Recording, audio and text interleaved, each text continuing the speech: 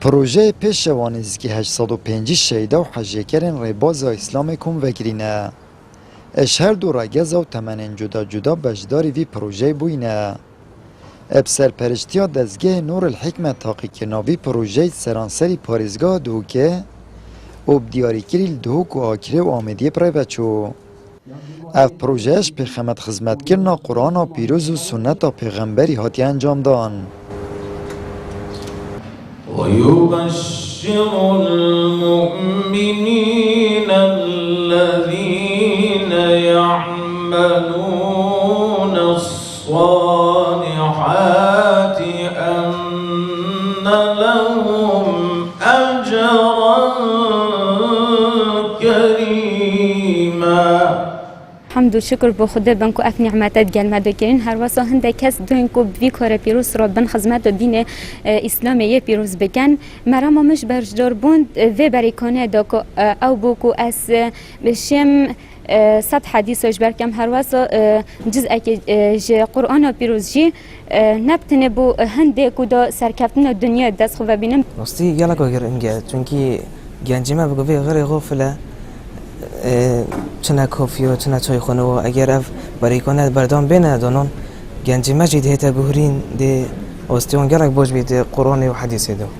دست خوش با وی گروپی و رابوی وکرنا وی خولی راستی وکرنا خولی نوصا گلک گرنگا الجواکی مده خاصة نوکا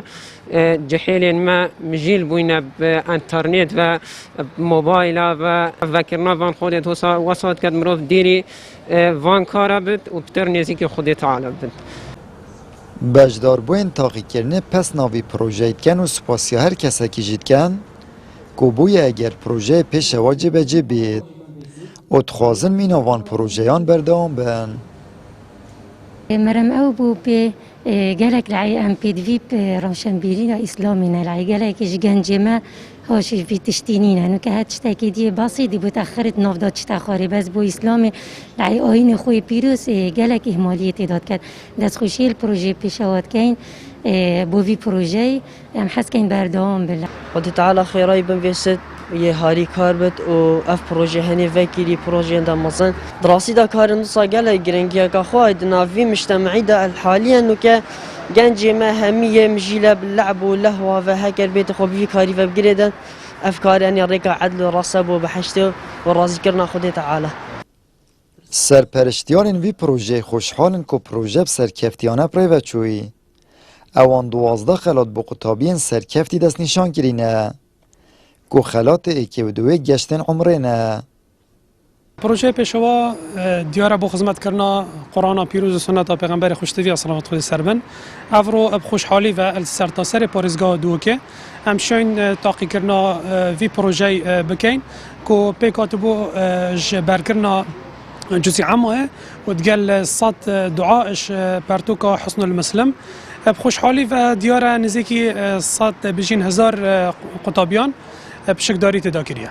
بو هنده که اف گنج و اف لا اف کچو کرا برابدی تا کویت دین خود تعالی قرآن و سنت افیر ببن اوان همی دجمنت اکو بجنه ملت ما اکو بجنه بسرمان تهیتا کرن بشلای خراب کرن و برادان اکو بجنه ریجت خلط و طایاتیا اف پروژه ده برادی تا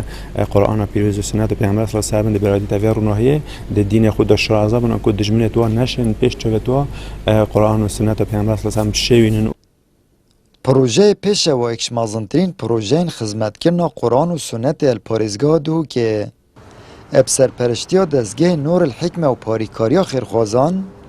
و بجداری و حجیکر و دیفچوین پیام پیروز اسلامه ایکم قناغ پروژه پیش والدهو که پریوچو آمد بریفکانی کنال آسمانی پیام دهوک